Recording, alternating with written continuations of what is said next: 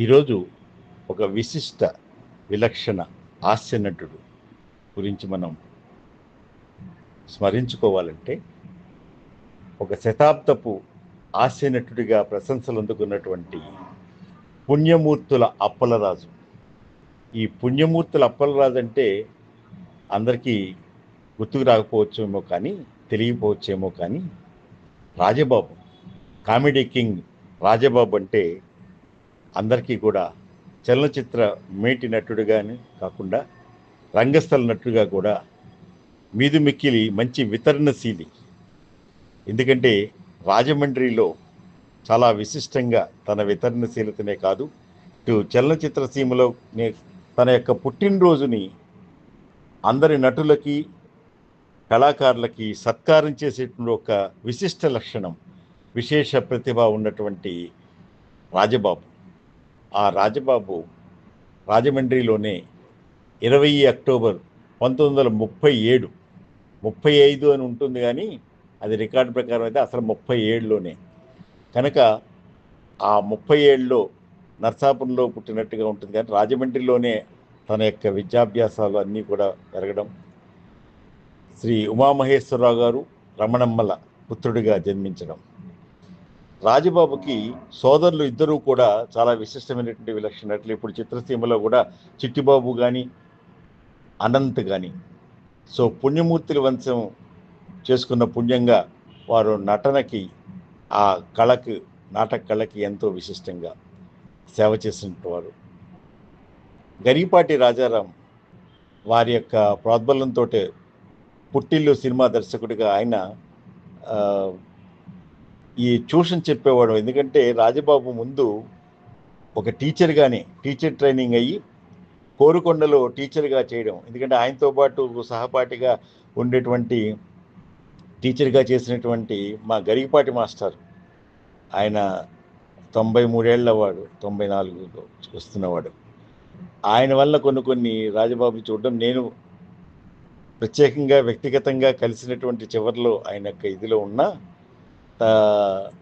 ముందుగా ఎక్కువ విషయాలు మా గరికపాటి మాస్టర్ చెప్తూ ఉండేవారు. అసలు నాటక కళలో కూడా ఆయన తన యొక్క అభినవేశాన్ని, ఎందుకంటే రిక్షావాల, పల్లెటూరు పిల్లలో కామేశం పాత్ర రాజబాబు వేసినటువంటిది, సుడిగుండాలు నాటిక, ఇలాంటివి వేయడం ఒక ఎత్తు అయితే, గరికపాటి రాజారాం గారు ఆయన ఎందుకంటే ట్యూషన్ చెప్పేవాడు అడ్డాల సత్యనారాయణ గారి ఆ పిల్లలకి. అప్పుడు తన యొక్క నాటకం నుంచి తన నటన చూసి పుట్టిల్లు సినిమాలో ఆఫర్ చేయడమే కాకుండా తర్వాత కూడా ఎన్నో ఈ సినిమా అవకాశాలకి మార్గదర్శకులు అయ్యారని చెప్పచ్చు. తండ్రులు కొడుకులు అని కానీ, కులగోత్రాలు కానీ, స్వర్ణగౌరి, మంచి మనిషి, ఇలాంటి ఆ చిత్రాలన్నింటినీ కూడా చాలా అవకాశాలతోటి మంచి నటనని ప్రదర్శించడం వలన ఇంచుమించు 3 శతాల ఆ చిత్రాలలో విలక్షణమైనటువంటి నటన అందించడం.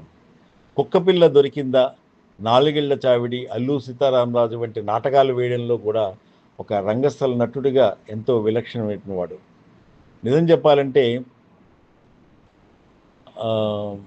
చాలా విబి రాజేంద్ర ప్రసాద్ గారు ఆయన అంతస్తు సినిమాల నుంచి అప్పుడు ఓన్లీ 1300 పారితోషికం, మొదట్లో 800తోటే పారితోషికంలోనే సినిమా పరిశ్రమకు వెళ్ళి తర్వాత 1300 కొంచెం ఎక్కువ, అక్కడి నుంచి అంచెలంచెలుగా ఆకాశరామన్న కానీ, సతీ శబరి కానీ, ప్రచండ భైరవి కానీ, సత్యహరిశ్చంద్ర, ఉమ్మడి కుటుంబం, విచిత్ర కుటుంబం, ఇలాంటి చిత్రాలు. ఎందుకంటే నటరత్నతోటి ఇటు నట సామ్రాట్ ఇద్దరితోటి కూడా రాజబాబు చాలా విశేషంగా వేయడం ఎన్నో ఉండేవి.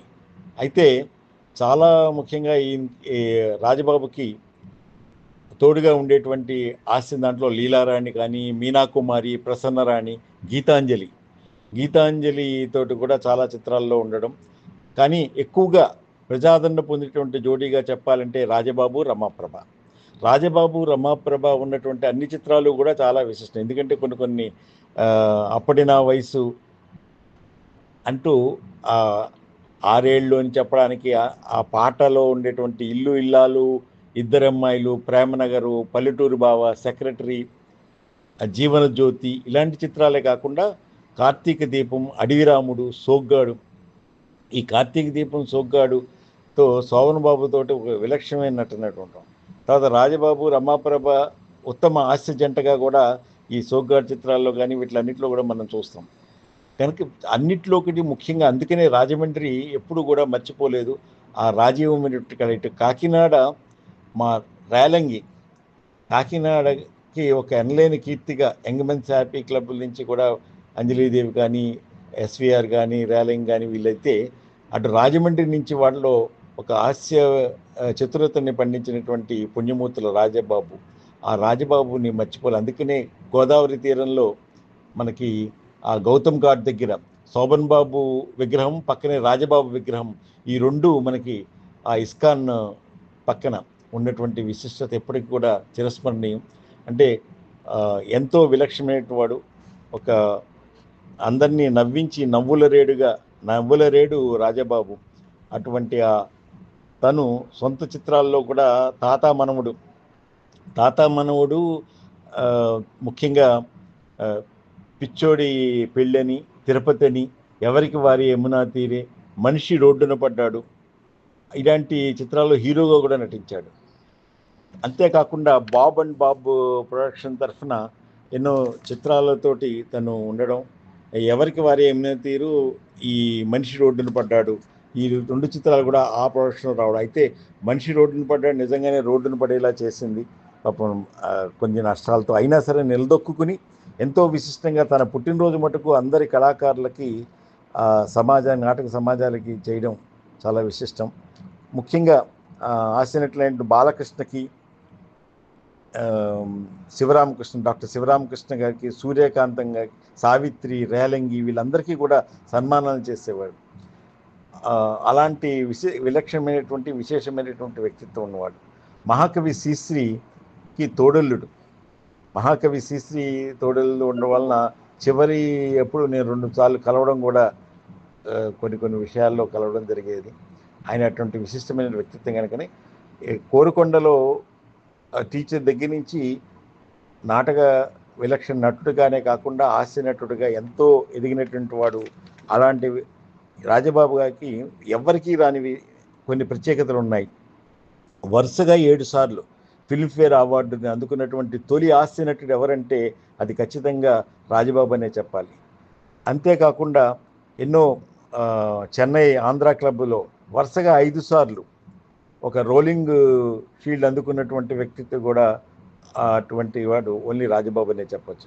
కనుక రాజమండ్రిలో ఒక విశిష్టమైనటువంటి ఒక విలక్షణమైనటువంటి నటుడు ఎవరైనా రాజీలేని వాడు ఉన్నారంటే అది ఖచ్చితంగా రాజబాబు అని చెప్పచ్చు. అయితే అది అందరికీ వచ్చేటువంటిది ఒక మహమ్మారి, ఆ మద్యం. అది బానిస చేసుకుంటే మనకి భౌతికంగా 14 ఫిబ్రవరి 1993, చాలా వాటిలో 83 అని తప్పడుతుంది కానీ 93 కనుక తను లేకపోయినా ఎప్పుడు కూడా మన చిరస్మరణీయుడిగా తన యొక్క చేసినటువంటి సేవల్లో కూడా, ఎందుకంటే చేసిన మంచి పనుల్లో, చూపినటువంటి మంచి నటనలో, ఆ మంచి దాతృత్వంలో, వ్యక్తిత్వంలో చాలా విలక్షణమైనటువంటి వాడు కనుకనే ఆ తాత్విక ఆలోచన కూడా ఉండేది, కనుకనే దాతృత్వం కూడా ఉండేది. అందుకనే రాజమండ్రిలో ఈ స్వచ్ఛత, శుభ్రత దాంట్లో దానవాయిపేటలో ఉన్నటువంటి భూమిని కూడా అందించడం జరిగింది. అంతేకాకుండా రాజబాబు పేరిట ఒక జూనియర్ కళాశాల కూడా ఇప్పటికీ చిరస్మృతిగా ఎంతో మందిని విద్యావేత్తలు చేయడం కోరుకొండలో ఉన్నటువంటిది. ఎందుకంటే తాను పనిచేసినటువంటి కోరుకొండ దగ్గరే కోరుకొండ జూనియర్ కాలేజీకి తన పేరు మీద ఉండడం అందుకంటూ. ఎందుకంటే తొలి హాస్యనటుడిగా ఆ ఫిల్మ్ఫేర్ అవార్డులే కాదు, ఈ ఫిల్మ్ క్లబ్ ద్వారా వచ్చిన అవార్డులే, సన్మానాలు, సత్కారాలు ఎన్నో అయితే అన్నిట్లో కూడా ఒక విలక్షణమైనటువంటి నటన చూపించిన వాడు కనుకనే అటువంటి రాజబాబుని మనం ఆయనకి జీవన విశేషాలను మనం పంచుకుంటూ తనకి సహృదయ స్మృతి నివాళులు అర్పిస్తూ భవదీయుడు డాక్టర్ వేదుల శ్రీరామ్ శర్మ, శిరీష.